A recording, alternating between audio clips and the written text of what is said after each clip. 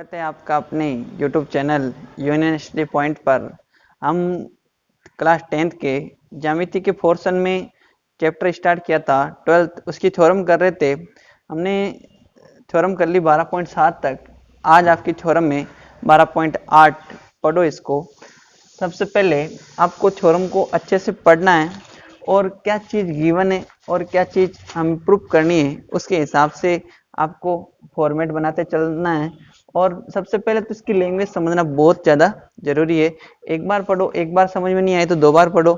इसको पढ़ो फिर इसको सोल्व करो। देखें, कह रहा है 12.8 थ्योरम है, कह रहा है एक चाप द्वारा वृत्त के केंद्र पर अंतरित कोण वृत्त के शेष भाग पर अंतरित कोण का दुगुना होता है। अब देखो, इसमें दो तीन चीजें होती है, वो मैं एक साथ बता रहा हूं आपको। इसमें ऊपर में भी है, वो भी यहाँ पे आ जाएगा, वो घबराने की जरूरत नहीं। उसमें एक लाइन में दे रखा है ऊपर में। देखो, सबसे पहले तीन स्थितियां बताता हूं आपको। जब देखो लघु चाप क्या हो, ये लघु चाप की स्थिति है। लघु चाप जब क्या हो, लघु चाप जब लघु चाप हो। देखो ये चाप मान ले मैंने, अब यहां से ये इसका केंद्र है, यहां से केंद्र पे कोण बन रहा है इस चाप से, यहां से केंद्र पे कोण बन रहा है और इसी से परिधि के अन्य भाग पर क्या बन रहा है, कोण बन रहा है। अब देखो ये कोण मैंने जस्ट इसके ऊपर ही बनाया। आप इस कोण को यूं भी बना सकते थे, इधर भी बना सकते थे, ठीक है। अब आपकी थ्योरम क्या कह रही है कि किसी चाप द्वारा, ये चाप AB, इस चाप AB द्वारा ये केंद्र पे बनाया गया है और चाप AB द्वारा परिधि पे मतलब वृत्त की अन्य भाग पे बनाया गया है। अब होता क्या है कि जो ये कोण है केंद्र पर अंतरित कोण शेष भाग पर अंतरित कोण के क्या होता है, दुगुना होता है। मतलब ये आपका 30 है तो ये 15 होगा। मतलब क्या कह रहा है, दुगुना कौन सा हो रहा है, शेष भाग का। मतलब ये 15 है तो ये 30 हो रहा है, ये 60 है ये 120 होगा। इस प्रकार ये क्या होगा, आपका कोण होगा। ये तो फर्स्ट स्थिति है। अब सेकंड की बात करते हैं। ये आपका क्या है, कोई वृत्त है, लग रहा है ना वृत्त, मान लेना नहीं है तो गोल बने नहीं बने, ठीक है। अब देखो ये तो था लघु, अब मैं दीर्घ चाप ले लेता हूँ, क्या, AB। दीर्घ चाप ले लेता हूँ मैं, क्या, AB। अब दीर्घ चाप ये आपका क्या है, केंद्र है। अब दीर्घ चाप कब होगा, जब उसका कोण क्या होगा, 180 से बड़ा। अब देखो बड़ा दिख रहा है कि नहीं दिख रहा है, ये 180 से बड़ा है तो ये हो गया आपका दीर्घ चाप। जब दीर्घ चाप हो तब देखो, अब ये चाप है, चाप को हमेशा ऐसे लिखोगे AB, एंटी क्लॉकवाइज चलोगे। ये चाप AB है, इधर भी चाप AB। चाप को लिखने का तरीका ये होता है, मैंने बताया था। अब इस चाप से देखो यहाँ कौन बन रहा है और इसी चाप से मैं अन्य भाग पर बना रहा हूं, यहाँ पे बना दिया देखो, ठीक है। अब ये अगर 200 डिग्री का है तो ये कितना होगा, 100 डिग्री का। इसका उल्टा करोगे तो ये 100 है तो केंद्र वाला कोण क्या हो जाएगा, दुगुना हो जाएगा 200 डिग्री का। अगर ये 150 है तो ये कितना हो जाएगा, 300, ठीक है। अब देखो जब बात आती है किसकी, अर्धचाप की, अर्धचाप या अर्धवृत्त हो, अर्धवृत्त हो, जब चाप क्या हो, अर्धचाप हो या क्या हो, अर्धवृत्त हो। तो देखो यहाँ पे ये आपका ऊपर में है, यहाँ पे चाप AB मान लिया मैंने। यहां से देखो इस चाप से कहां बन रहा है, ये कहां बन रहा है, केंद्र पे बन रहा है। और इसी चाप से अन्य भाग पर अगर मैं कोण बनाता हूं, देखो आपको पता है ये जो व्यास हो गया, अर्धवृत्त क्या होता है, व्यासित होता है। व्यास पर हमेशा यहाँ पे कोण कितना होगा, 180 डिग्री, 180 डिग्री। ये 180 डिग्री है तो यहाँ पे कितना बनेगा, 90 बनेगा। कितना बनेगा, 90। अब 90 यहाँ पे भी बन सकता था, यहाँ पे। अब जितने भी ऐसे बनेंगे ना वो सारे के सारे क्या होंगे, 90, क्योंकि इसी चाप से यहाँ बना है केंद्र पे और इसी चाप से शेष अन्य भाग पर बना है। वही चीज हम पढ़ रहे हैं, वृत्त के शेष भाग पर अंतरित कोण का क्या होता है, दुगुना होता है। अगर ये 90 तो ये 180 होगा। ठीक है, ये 3 कंडीशन थी, वो मैंने आपके सामने डायग्राम के थ्रू रख दी है। अब एक कंडीशन को लेके हम इसको क्या कर देंगे, प्रूव कर देंगे कि ये क्या होता है, पर में हमारा सिद्ध हो जाएगा।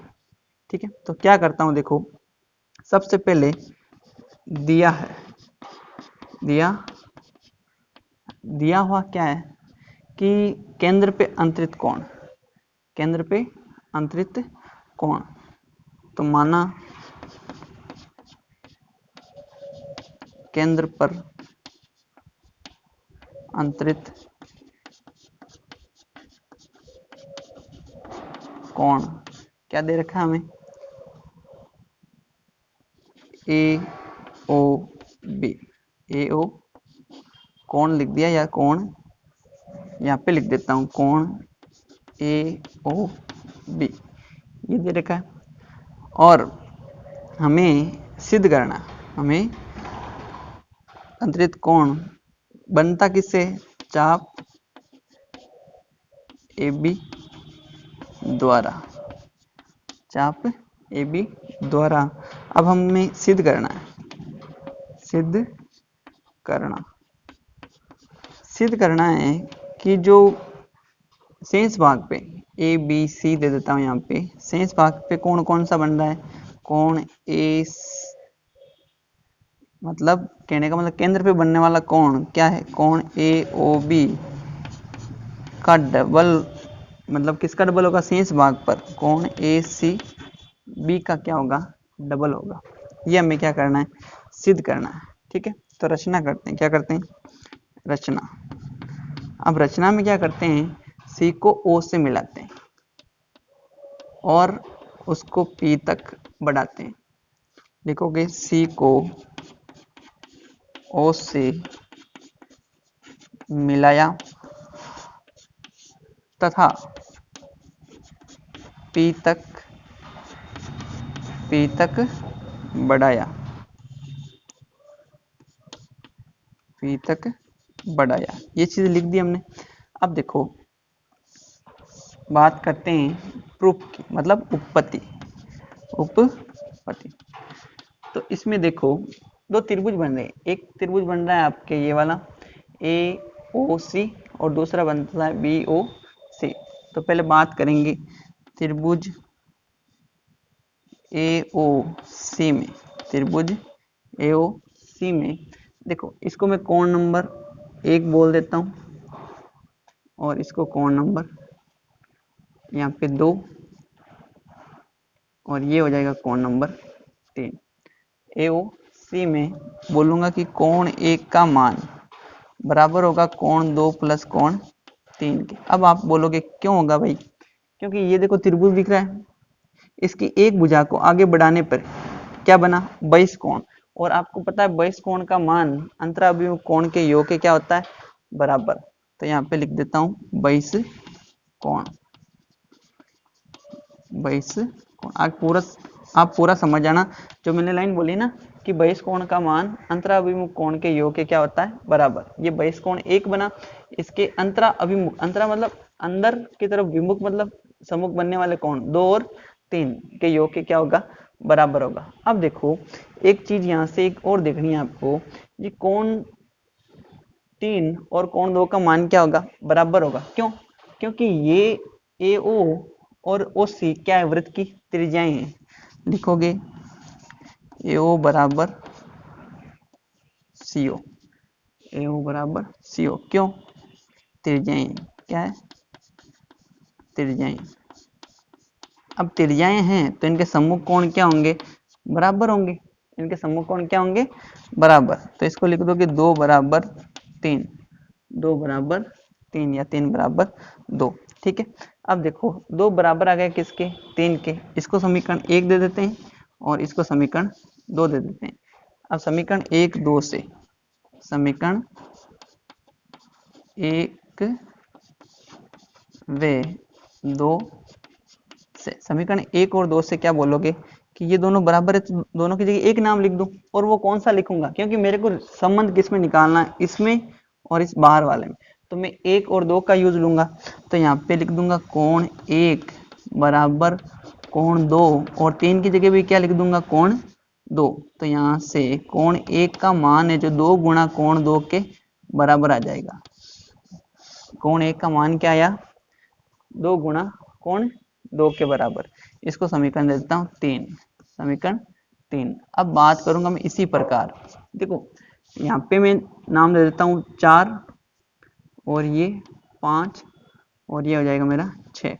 अब लिख दूंगा इसी प्रकार, इसी प्रकार, इसी प्रकार। देखो जहाँ पे ये चीज की ना, देखो इस बार बहिष कोण क्या हो गया, बी ओ सी। इसी प्रकार त्रिभुज बी ओ सी में, त्रिभुज बी ओ सी में। अब देखो यहाँ पे 4 है जो क्या है, बहिष कोण है, तो अंतराभिमुख कोणों के योग के क्या होगा, बराबर। तो लिख दूंगा कोण 5 का मान है जो कोण 4 प्लस कोण 6 के क्या होगा, बराबर।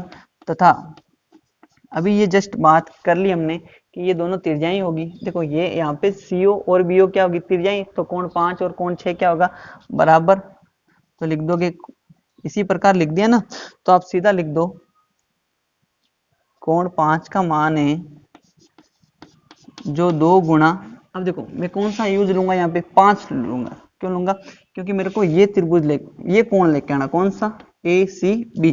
तो यहाँ पे 2 गुणा कोण 5, सॉरी यहाँ पे कोण 4 का मान है, ये बहिष कोण है, कोण 5 और 6 के क्या होगा, बराबर। तो 2 गुणा कोण क्या लिख दिया मैंने, 5। देखो यहाँ पे कोण 4 है, फिर ये और ये बराबर हो गए, दोनों की जगह एक नाम लिखना है, कौन सा लिखूंगा, 5 लिखूंगा, क्योंकि 5 है जो ACB में आ रहा है, ACB में आ रहा है। तो मैं यहाँ पे क्या लूंगा, कोण 5 लूंगा, ठीक है। अब डबल क्यों कर रहा हूँ, क्योंकि ये दोनों आपस में क्या है, 5 और 6 बराबर है। क्यों है, क्योंकि ये दोनों त्रिज्याएं हैं, तो सम्मुख कोण क्या होंगे, बराबर होंगे। तो यहाँ से इसको समीकरण दे दूंगा मैं क्या, 4। इसको समीकरण दे दूंगा 4, फिर लिख दूंगा क्या, समीकरण 3 व 4 को जोड़ने पर, समीकरण 3 प्लस समीकरण 4। अब 3 प्लस 4 जैसे ही करता हूं तो इधर इधर का जोड़ोगे, तो यहाँ पे 1 मतलब RHS जोड़ोगे, 1 प्लस कोण 4। इधर से देखो 2 कॉमन आ रहा है, दोनों में 2 2 है, 2 क्या ले लूँ मैं, कॉमन ले लेता हूँ। तो यहाँ पे बचता क्या है, कोण 2 प्लस कोण 5, कोण 2 प्लस कोण 5। अब देखो कोण 2 प्लस कोण 5 करो, कोण 2 प्लस कोण 5 किया, 2 प्लस 5 मिलके क्या बना, कोण ACB, क्या बना, ACB। और 1 और 4 करो, कोण 1 प्लस 4 करोगे तो कौन सा बना, AOB। तो यहाँ पे क्या लिख सकता हूँ, कोण AOB बराबर 2 का 2 पड़ा है, और इसकी जगह क्या लिख सकता हूँ, कोण 2 और 5 की जगह पूरा क्या बन गया, ACB। तो लिखोगे कोण ACB। इस प्रकार आपका ये क्या हो गया, सिद्ध हो गया, बोल सकते हो इति सिद्धम। जो अन्य भाग पर बनता है कोण, कौन सा बना, ACB, उसका दुगुना करते हो तो किसके बराबर होता है, केंद्र पे अंतरित कोण के बराबर होता है। जब कब, जब एक ही चाप पर केंद्र से बनता है और एक ही चाप से वृत्त के अन्य भाग पर बनता है। अब इसकी कुछ स्थितियां हैं, वो इसके बाद में देखते हैं, स्क्रीनशॉट ले लीजिए आप इसका। अब देखो हम इसमें ऊपर में की बात कर लेते हैं, ऊपर में क्या है, अभी जो हमने तीसरा डायग्राम बनाया था ना, अर्धवृत्त का कोण क्या होता है, समकोण।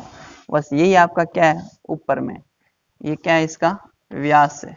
मान लो अर्धवृत्त या व्यास है, हमेशा यहाँ पे कोण कितना बनेगा, 90 डिग्री का। ये चाप AB लिखोगे, AB चाप है जो क्या आपका अर्ध चाप बोल सकते हो, या क्या बोल सकते हो, अर्धवृत्त। तो आपसे कोई भी पूछे ना अर्धवृत्त का कोण कितना होता है, तो आप क्या बोलोगे, समकोण होता है, या अर्धचाप का कोण कितना होता है, समकोण होता है। तो आपको लिखना है लैंग्वेज में, अर्धवृत्त का कोण, अर्धवृत्त का कोण समकोण होता है। ये आपका क्या है, ऊपर में। अगर प्रूफ करने का बोलेंगे तो वापस वही ऐसे रचना करनी है, और वापस वही अंत क्या लेना है, बहिष कोण लेना है, फिर अंतराभिमुख कोण के योग के बराबर। इसको ऐसे ही हम क्या करेंगे, प्रूफ करेंगे, ठीक है। अब देखो इसमें एक केस आता है, नए केस है, अलग से इसको ध्यान में रखना है। केस फर्स्ट दे दो इसको। ये केस है कि किसी वृत्त में किसी वृत्त में किसी वृत्त में ए और बी कोई चाप लिया, ए बी को क्या लिया, चाप लिया। अब कह रहा है कि इसके वृत्तखंड में, एक वृत्तखंड में बनने वाले सभी कोण क्या होंगे, बराबर। अब जैसे मैंने इधर कोण बना दिया ना, ये देखो चाप किससे बना है, ए बी द्वारा, चाप ए बी द्वारा बना है, ये बना है। चाप ए बी से ही कौन सा बना है, ये बना है, और चाप ए बी से ही ये बना है। अब कहने का मतलब है कि जो चाप ए बी से एक साइड में, चाप ए बी से एक वृत्तखंड में, वृत्तखंड के दो टुकड़े हो गए ना। अब जैसे ये चाप हुआ तो एक नीचे वाला वृत्तखंड हो गया और एक ऊपर वाला, ठीक है। तो एक वृत्तखंड में बनने वाले सभी कोणों का मान क्या होगा, एक समान होगा। क्या होगा, एक समान। ये x है तो ये भी x होगा और ये भी क्या होगा, x होगा। अब दूसरी बात लेते हैं, केस टू। केस टू, इसमें इसका जस्ट उल्टा कर दो। हमने इस साइड बनाने, वो क्या होंगे, सब एक होंगे। अगर वापस यही चीज है कि चाप क्या ले लेता हूं मैं, ए बी ले लेता हूं, ए बी चाप, इस साइड में जितने भी कोण बनाऊंगा मैं, वो सब के सब क्या होंगे, बराबर होंगे। अगर ये y है तो ये भी क्या होगा, y। ये सारे कोण क्या होंगे, y। ये चाप हो गया ए बी।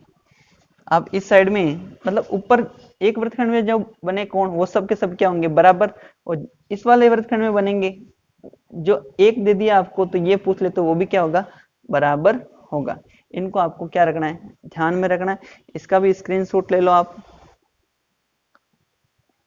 अब देखो बात कर लेते हैं सेकंड थ्योरम की, मतलब 12.9 की, आज की क्लास की सेकंड थ्योरम। कह रहा है चक्रीय चतुर्भुज के समूह कोण युग्म संपूरक या उनका योग 180 डिग्री होता है। ये आपके पिछले साल आ रखा है बोर्ड में, तो आपको इसको ध्यान से देखना है। तो वहां पे देखो ये नहीं दे रखा था योग 180 डिग्री होता है, आपको इतना ही दे रखा था कि सिद्ध कीजिए कि चक्रीय चतुर्भुज के समूह कोण युग्म का योग है जो कितना होता है, योग युग्म संपूरक होते हैं। ये चीज, अब संपूरक का मतलब आपको पता होना चाहिए, उसका योग कितना होता है, दो कोणों का योग 180 डिग्री। देखो यहाँ पे बात करते हैं। सबसे पहले क्या बना लिया मैंने, एक वृत्त बना लिया, थोड़ा टेढ़ा है, थोड़ा सही बना लो, बस हो गया। नहीं है तो मान लेना थोड़ा और, तो क्या है, बन गया मेरे हिसाब से तो सही। अब देखो इसका केंद्र क्या हो गया, ओ। केंद्र क्या हो गया, ओ। अब देखो चक्रीय चतुर्भुज का मतलब है जो एक चतुर्भुज होगा उसके चारों शीर्ष कहाँ होंगे, परिधि पे होंगे, या समूह कोणों का योग 180 डिग्री होता है। ये हम प्रूव करेंगे अभी। मैंने ये क्या बना लिया आपके, एक चक्रीय चतुर्भुज, नाम दे दिया इसका A B C D, A B C D. अब देखो ये चक्रीय चतुर्भुज, अब देखो एक चाप ले रहा हूं मैं, कौन सा, ए बी सी। ए बी सी में क्या करता हूं, इसको मिला देता हूं, ए को और सी को क्या कर देता हूं, मिला देता हूं। ये रचना कर दी भाई हमने, क्या कर दी, रचना कर दी। तो डॉट डॉट से कर दो, कोई दिक्कत वाली बात नहीं है, ठीक है। अब देखो दिया है, अब दिया हुआ क्या है कि भाई ए बी सी डी क्या है, चक्रीय चतुर्भुज। ए बी सी डी एक चक्रीय चतुर्भुज है। ये चीज आपको क्या कर रखी है, गिवन है। अब सिद्ध करना, सिद्ध करना, सिद्ध क्या करना है कि सम्मुख कोण युग्म संपूरक या उनका कोण या कोण योग कितना हो, 180 डिग्री। अब सम्मुख कोण क्या है, कोण ए प्लस कोण सी, ये दोनों आपस में क्या है, सम्मुख कोण है। इनका योग कितना दिखाना है, 180 डिग्री। तथा कोण सी सी तो आ गया। अब बी और कोण डी का योग कितना दिखाना आपको, 180 डिग्री। यही तो दिखाना है कि समूह कोणों का योग कितना होता है, 180 डिग्री। ये समूह कोण हो गए। अब देखो हमें करनी है रचना। रचना में हमने क्या किया, ओ को ए व सी से मिलाया।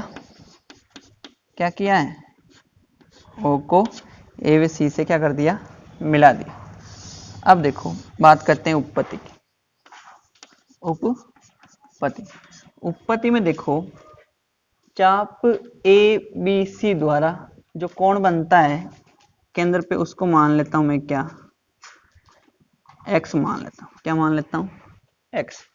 और जो चाप ए डी सी, या मैंने क्या बोला, उसको एंटी क्लॉकवाइज मानोगे तो यहाँ पे क्या बोल दोगे, सी डी ए द्वारा केंद्र पे कौन सा बन रहा है, ये y डिग्री मान ले। क्या मान लिया, y डिग्री। ठीक है, तो लिखोगे चाप ए बी सी द्वारा केंद्र पर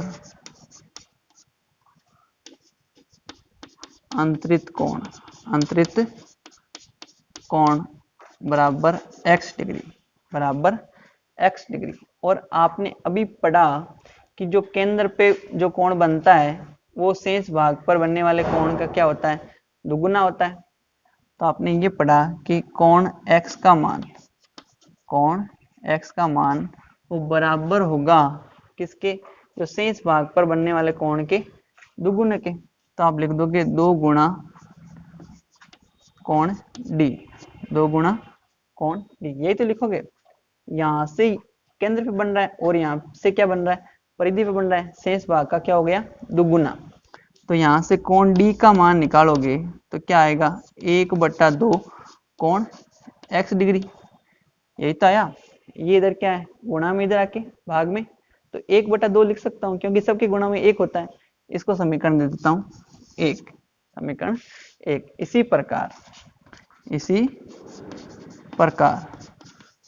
इसी प्रकार अब देखो चाप सी डी ए द्वारा, चाप सी डी ए से कहाँ बन रहा है, y बन रहा है। इस चाप से केंद्र पे y बन रहा है और शेष भाग पे b बन रहा है। तो लिखोगे चाप सी डी ए द्वारा